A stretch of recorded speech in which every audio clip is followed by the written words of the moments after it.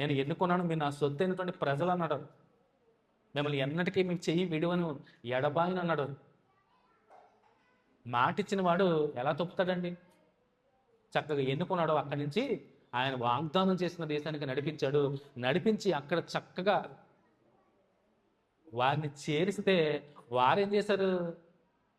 అక్కడ ఉన్నటువంటి అన్య దేవతలతో పూజించి, ఏ వ్యభిచారం? ఎలాంటి వ్యభిచారం? ఆధ్యాత్మికమైనటువంటి వ్యభిచారం. అవునా?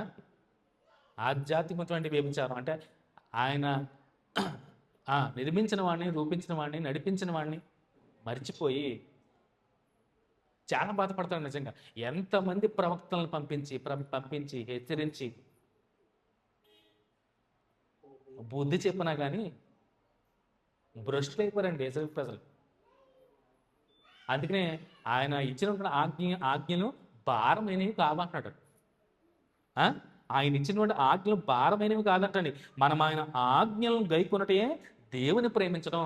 సో ఆజ్ఞలు ఇచ్చాడు, ఇలా బ్రతకండి అని చెప్పాడు. ఎక్కడ మర్చిపోయారు మొత్తం. దేవుని మాట పెడచెవిని పెట్టారు. దేవుని మర్చిపోయి